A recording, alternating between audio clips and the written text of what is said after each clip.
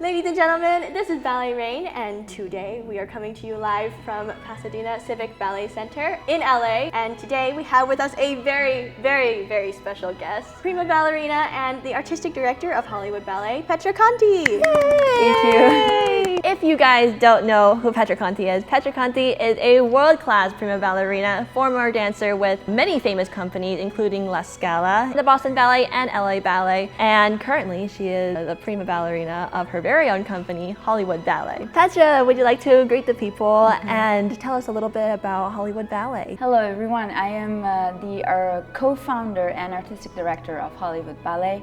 The co-founders is me, Eris Nezha, who is my husband and principal dancer, and then Maestro Daniel Suk, who is the orchestra director, the music director, the orchestra conductor. We are this super crazy trios who came up with this idea of creating a new company in Los Angeles that brings the greatest classics to life, that brings the live music to the audiences, which is very important, I think. And then we're also trying to create a new genre for a different kind of audience that maybe is not very interested in old stories and old ballets, but maybe they of course know all about movies, and so we're Hollywood Ballet, so why not combine the two? So we thought about creating a genre that is like Hollywood movie inspired. Right. So we're going to do a lot of ballets that are like famous movies that everybody knows, and so we're trying to transform them into ballets. Wow, Yeah. amazing. I think that's really good that you're trying to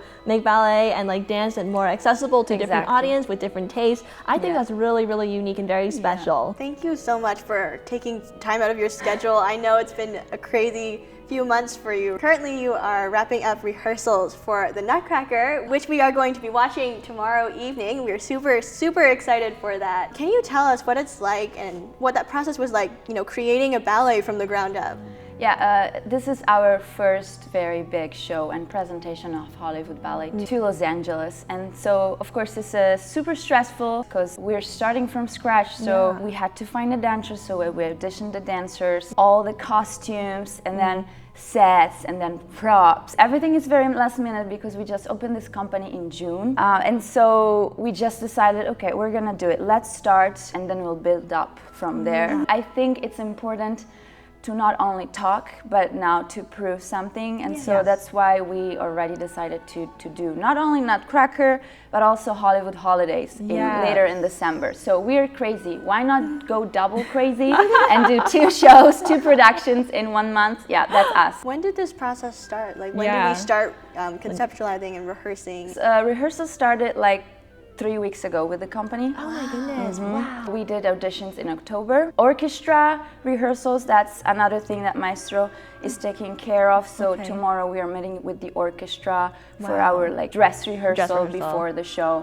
He's of course coming and checking on the tempi, but yeah. So it's different things that come together at the last minute, and hopefully there's gonna be the miracle of the miracle of Christmas. Of Christmas, and so hopefully the first shows it will be okay. Yeah, and this is all new choreography as well. Yes, we are trying to not copy from others, trying to be creative, trying to do things our way. And since we're Hollywood Ballet, we decided to incorporate real actors and real improv actors and comedians into the party scene, which is, I think it's super cool, and you're gonna laugh a lot in party scene. That's our goal, because normally party scene is a little bit boring, there's not much happening, and so we thought, why not put real actors actually? Yes, they're having fun. There's 3 actors from Improv for the People, and then there's Denise Moses, who is an actress for movies and commercials. Another thing, we called in soloists from the Grand Kiev Ballet, and I will dance with one of the dancers from the Grand Kiev Ballet. We will have some other things that are a little bit different. For example, there is the bear dance in the party scene. It's going to be done by toe tap dancers. Oh yes. So those 2 ballerinas, our 2 trainees from Hollywood Ballet, they're amazing tappers, and they will be tapping but on point. Oh my god, I did that one time. It's extremely difficult. It's so hard and hard for your ankles and scary, but they're amazing. And even in rehearsals, everybody's like, wow, oh my gosh. I love those different elements. That's so amazing. How was it working with, actors and actresses, but within a ballet scene? actresses and actors, our team, are so dedicated. They keep texting me, oh, we're practicing at home. Wow. Because of course for them, they're used to, you know, being on stage and like getting in the role, and of course like feeling the character. Yeah, the character, but it's dancing also that they have to do. Right. Of course, it's like party scene is not too complicated, but for regular people, it's already complicated. Yeah. So they've been practicing. They're all excited. They're like almost fulfilling a dream, because a lot of them like really wanted to do something with this art form, and so they feel honored, and we feel honored. I feel like it's like a win-win for both. We got a chance to have a little look into their party scene rehearsal yesterday night, which was absolutely hilarious. The work that they put in was, 10 out of 10. So good. And it definitely brought some life into the party scene. And it makes the party scene like a statement piece in the ballet. And it's the beginning of the show. It's like a presentation. It's like sets the level. So we thought it's very important to do a very special party scene. That's fabulous. I love the attention to detail, especially when you're a dancer yourself, you know what you want to perform and what looks good, like from an audience perspective and also from a dancer perspective. So it's really cool to see a real dancer created ballet. Yeah. It must have been really challenging to be both dancing in the production and also creating the production. Yeah, it's very hard, because for now we're a very small team, of course, and it's mostly me and my husband Eris Nezha doing all the hard work. He is the rehearsal director. He's been here when I was away until 3 days ago. I was also doing all my touring, because of course that's my first job. I'm still a principal dancer, so I perform around the world. And so I just performed like One Swan Lake and 3 Nutcrackers this week. One Swan Lake in Idaho and 3 Nutcrackers in Iceland. And so I just landed, 2 days ago I landed back. And so for 1 week Eris was left alone to rehearse with everyone. And now that like I'm back, he can focus, because he's also doing Drosselmeyer. It's very hard because I'm doing Sugar Plum, he's doing Drosselmeyers, but we need to be both in the front Directors, and in the back. So for example, there was a moment yesterday during rehearsal where he really needed to see everyone. And so I did Drosselmeyer. Yeah. Like I stepped in and I was trying to, feel his role so that he could see it from afar, how everything looked. And same thing, like I will not be able to see most of the second act because I'm getting ready for Sugar Plum and doing my own thing. So then he will go in the audience and look at from far away and see how everything goes together. So I will be in the first act, I will be sitting from the audience perspective, and then we'll switch. This is like our child, like Hollywood Ballet is our baby. So we are so hands-on. We really want everything to be as good as it can be. Of course. Given the fact that it's like being created just now. Can you tell us what you like to do like on your off time? After all of the work, what do you do to decompress and to relax? Like physically and emotionally and mentally? I honestly, since we opened this Hollywood Ballet in June, I didn't really have any off time. It would be nice probably the day after Nutcracker ends. I think we have like almost a easy day. But normally what I used to do when I had like some time off, it would be just,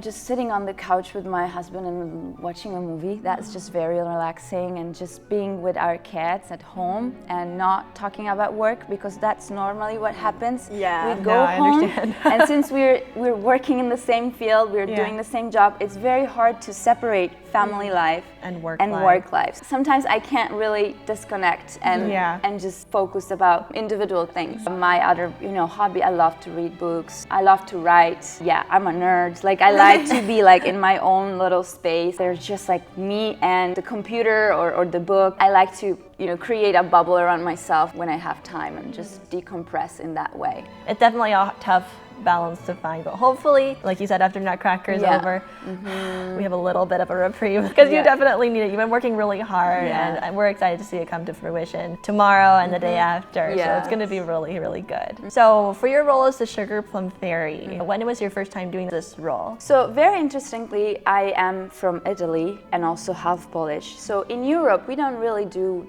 Nutcrackers that much during Christmas time. Oh, really? That's a very American thing. Learn something new every day. Okay. So during Nutcracker in La Scala, we would do Swan Lake, Romeo and Juliet, other things. And Nutcracker, sometimes we would do it in June. That Nutcracker doesn't mean Christmas in the same way as in America, you know? It's becoming now. I think now they're picking it up in Europe, but normally it never was. So honestly, I started really dancing a lot of Nutcrackers since my husband and I moved to America and as principal dancers with Boston Ballet. That's where I understood how important it's Nutcracker for the holiday season here. Because with Boston Ballet, we did like 43 Nutcracker shows in a month. Here in America.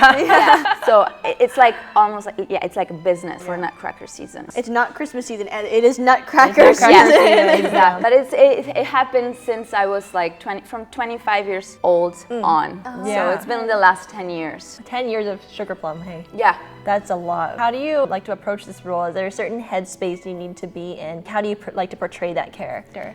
Sugar Plum is not as deep of a character. I love like ballets that have a development of the character. You know, you get to experience and grow as a person, as a character on stage. Ballets like Romeo and Juliet, Onegin, Manon. I think ballets, you know, very profound. Nutcracker is not that kind. So in a sense, it's easier because we basically enter in the second act, and so we have a lot of time to prepare, and it's shorter. It's just like pas de deux, variation, coda. On the other side, it's almost harder to just look ethereal, magical, happy, bright, positive character. Especially when you have to do a lot in a row. You're very tired. You are almost bored because you hear the song every day, da, da, da, da, da, and it gets like you get PTSD from it. So it's hard to reset and then start afresh on stage every day because it's new people every day that come to see it. So you need to start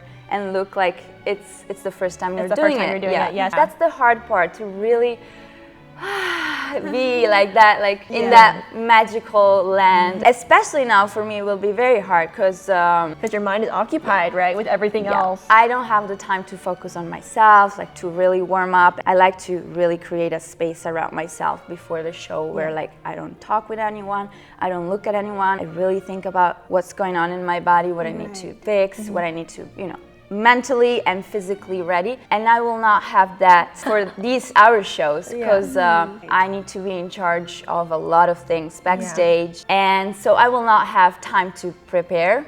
I will just have to just go and do it. It's a big responsibility. I feel like all the dancers now, they are almost like my children, you know. I need to take care of them.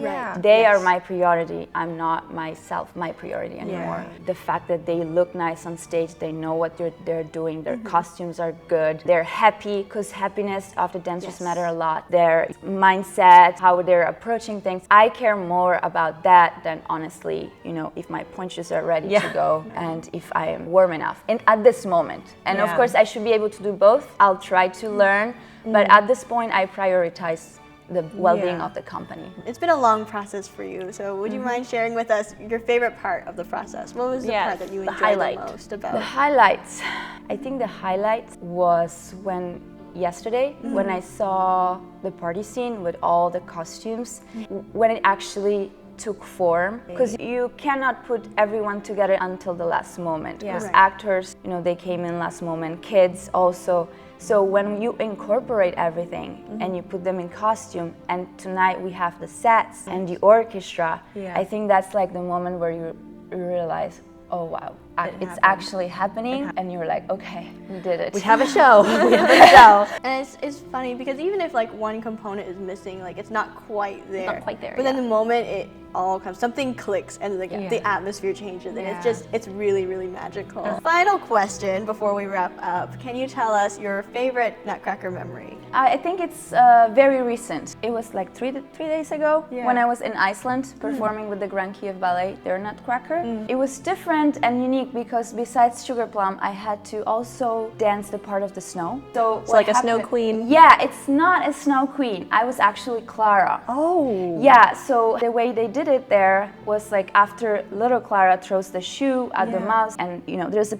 change of scenery, and I enter, and then the real Nutcracker enters. So she grows up. Yes, and so the pas de deux was basically between Clara and the Nutcracker. So I got to tap into a different role that I'd never done before, because normally I do Sugar Plum, Dewdrop, Arabian Queen. Yeah. I've never done Clara, and now I'm 35 years old, and I never thought I would be Clara at this point in my life. But it was very interesting to actually be Clara and tap into the inner child and you know, look amazed at the snow, be so surprised that the Nutcracker is actually real. And so it was very interesting for me to do a new role. Oh my gosh, that's so special. You know, it's a special role because it's like the protagonist. You Yeah. carry the ballet. You carry the story. I like the fact that she grows, and that's in our Nutcracker too. Eris, who is the main choreographer of our Nutcracker, he really cares about showing the growth, the maturity, the becoming courageous for Clara, the change. In that one night, she really grows into becoming a more, you know, confident person. She wakes up with the crown on, still think, is it a dream? Was it a reality? But she's changed from inside out. And so Drosselmeyer, his role is to being a mentor and guide her through this journey of self-discovery and self-growth and finding the courage to fight your fears and to fight for what you love and to really believe in it. Oh, that is... We can clap for that one. Leave a clapping emoji in the comments. A lot of companies don't really portray that growth, and I think that's what makes your production very unique. And we're very excited to see it tomorrow night, your opening night. But I think that just about wraps it up. So that was it, everybody. That was our very special interview with our very, very special guest, Petra Conti. We want to say a big thank you to the Pasadena Civic Ballet for hosting us here in their beautiful facilities. And again, of course, thank you to Petra for being here today. If you guys are in the LA area and you have not already gotten your tickets to see Petra Conti and Hollywood's Ballet very own Hollywood Holidays this December, make sure you get your tickets. All the information will be in the description box. You can go there to their website and check it out. And we promise you won't be disappointed. So we really encourage you guys to check them out and definitely stay tuned for all the amazing productions that are going to be coming in the next few seasons. If you would like to know more about Hollywood Ballet, you can follow them on all of their social media platforms. So my personal Instagram is Petra Conti, and then it's Hollywood Ballet Official for our company. And then the website is hollywoodballet.org, where you can find all the events, all the info. If you guys would like to support Petra and her brand new company, feel free to do so on her website, www.hollywoodballet.org. There are many different ways you can support the company, and I think it's really important that we all get together and support young companies, lift them up until ballet and fine arts are easily accessible to all these different places and all different audiences. So if that's something you'd like to do, all the info would be on the screen right now and also in the description box. Please, please support the ballet in LA. Spread the ballet nerd love. Woo! Anyway, I think that is all from us for now. This is Ballet Rain signing off. Until the next video. Bye. Bye. Love it. And cut! Beautiful. Nice job, Thank you so everyone. much. So We did it. Excellent work.